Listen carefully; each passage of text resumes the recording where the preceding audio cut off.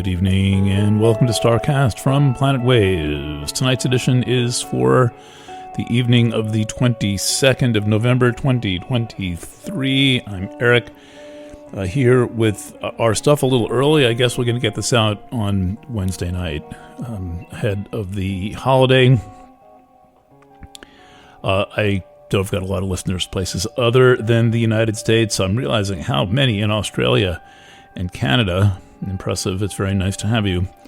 And but here in the States, it is this 4-day holiday weekend. It's like the official start of the holiday season here and all that. So a lot of people on the move. And in the States, we have this thing where it seems that generally people toward the East Coast go to visit their families, and people toward the West Coast hang out with their friends. So it's more like Friendsgiving on the West, or toward the West, and Thanksgiving toward the East. Obviously not everyone does everything the same way in these regions, but I have some thoughts for you that probably apply to all of the above about the astrology tomorrow. Of course, there are lots of people who end up staying home.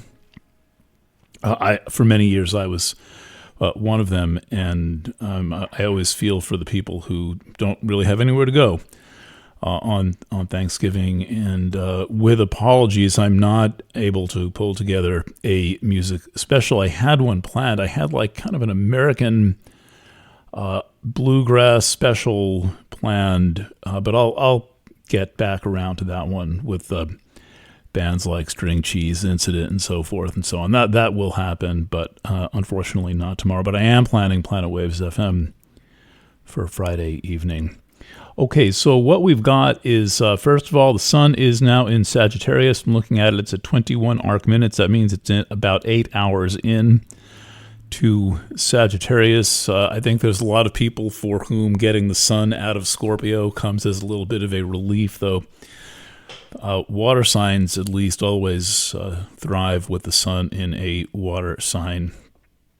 But anyway, we've got the sun in fire sign Sagittarius, and right around when that happened, the moon entered Aries. So we went from a very watery sky all of a sudden to a very fiery sky. Lingering behind the sun in Scorpio are Ceres in the last degree of Scorpio, and Mars about to be in the last degree of Scorpio. And the last degree is always intense. The last 2 degrees actually always have this edgy quality to them.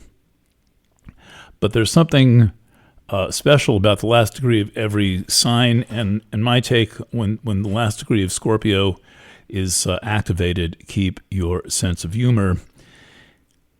And that would be a good idea with a somewhat sad Ceres in Scorpio in the last degree. Mars, again, about to be in the last degree of Scorpio. So keep it as light as you can. And my suggestion for anybody at a holiday gathering that they don't want to be at, or where they're not really feeling comfortable, is focus on the kids and the critters, and you'll feel a lot better. Now, regarding the moon, this is interesting. The moon is moving through Aries, and that means that it will be moon conjunct Salacia overnight. That's certain facets of sexuality that I haven't talked about for a while, but we're really looking at moon conjunct Chiron tomorrow. Chiron's right at the midpoint of Aries, a little more than halfway through its trip through Aries, which began in 2018, and the moon is going to be conjunct Chiron in Aries all day. This is trigger warning territory, especially around families. And the thing with families is that the trigger warning is about them, although the astrology is picking it up, is that there are a lot of people who have not managed to grow out of their family being able to pull their strings and push their buttons. And it's very important that you do this as best you can. And I know that it's deep stuff. There's a book all about this called A General Theory of Love, and it talks about how not only do our families, essentially the emotional environment of our early childhood sets up our entire response system to the emotional environment that we take forward into life, but also that our parents and siblings and other potentially ornery relatives, have the ability to really get in there, and it's like they can't get out of their patterns, and then people who are exposed to them can't get out of their response patterns, and nobody really understands how or why, but the people who work the energy know how to work the energy. They know that they have those abilities to do this to people, and essentially know how to make people feel bad.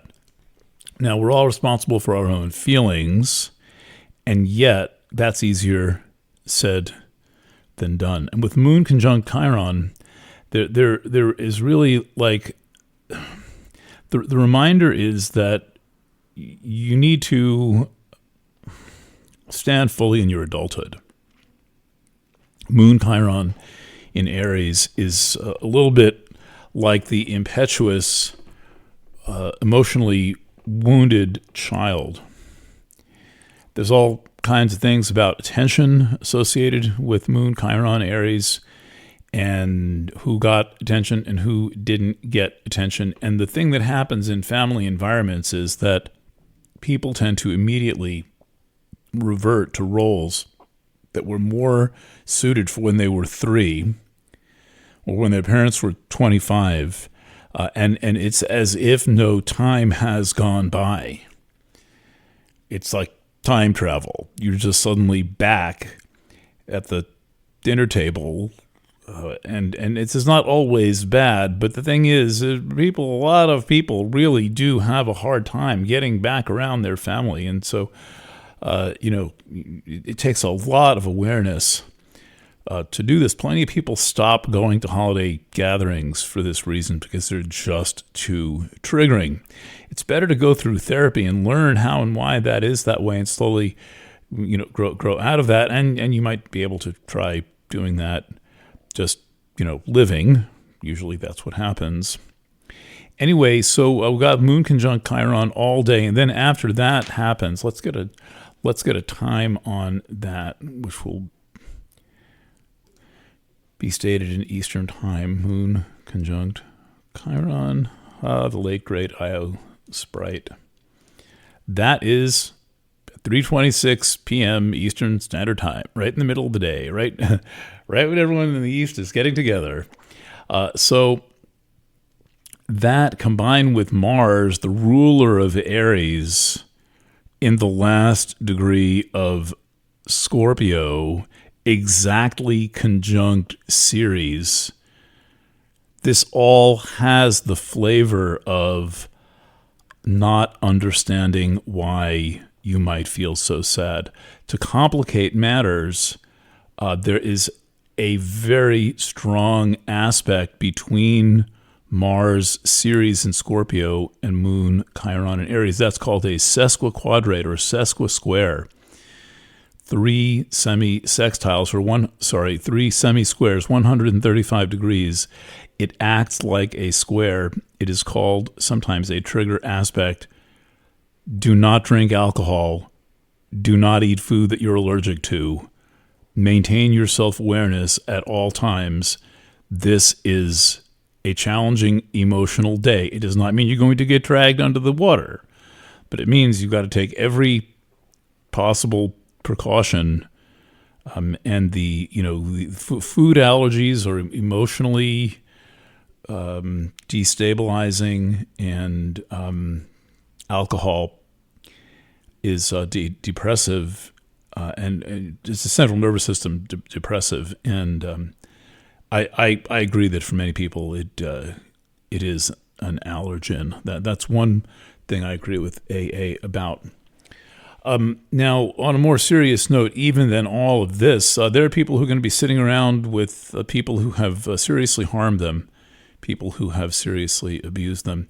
If that is the case, and you are still you're an adult and still responding to this, it's very important that you get the help that you need. I realize that is not necessarily so easy to get because there is such an obsession with trauma rather than with healing, and with sequestering trauma, with saying, okay, we're going to put that trauma in that little room, we're going to keep it there, and then we'll be able to get on with our lives, as opposed to integrating trauma, integrating pain, and taking this challenging but higher road of Chiron, where the issue becomes a thing that makes you stronger. It becomes a thing where you concentrate your power around it, rather than feel constantly like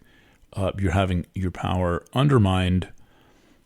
And this can be done. I think that there's a kind of a modern mythology that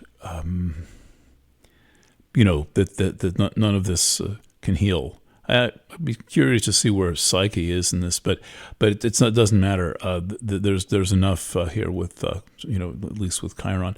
Also, it's looking like Saturn's in the picture. There's a lot that lines up at 3:26 p.m. Eastern Time, so elegantly that it may be your chance to reach escape velocity on these issues, and to realize, whatever was done to you is not about you. Whatever guilt or shame you may be feeling is not the result of actions that you've taken on people. The people who hurt people generally do not feel guilt about hurting people. So there's something a little bit backwards, where the people who got hurt or who were taken advantage of are the ones who feel guilty, rather than the people who do the hurting. So bearing that in mind. All right, I am going to conclude this commentary with that. There are people who love you. There are people who admire you. They might not say the words, but you can count on it. And if you are perceptive, you will notice them. Okay, so that is it for this. The article going out today is kind of a survey of the sign Sagittarius and some of the deep space points in Sagittarius. It's not a deep psychological piece, but really one talking about your adventures, and Sagittarius is the place where we're beckoned to adventure. Sag, of course, and here in our society is when there are all these holidays. So people do a lot of adventuring, like getting on Amtrak to see the cousins. But there are greater adventures to have. All right, I'll be back with a bit more on what promises to be an interesting Planet Waves FM on Friday. As I've said, the last ambitious program till I finish the 2024 annual readings, which are underway, and I'm looking forward to going deeper and further into them. Once again, thank you for your generosity. That's not a once again. I haven't said that. Supporting Planet Waves. So we do everything that we can to spiritually feed those who come anywhere near my sphere of influence, and I'm very grateful to those who give back to the ashram and make sure that we can be here for you. All right, I will once again leave it there. Catch you in a couple of days. Bless, and bye for now.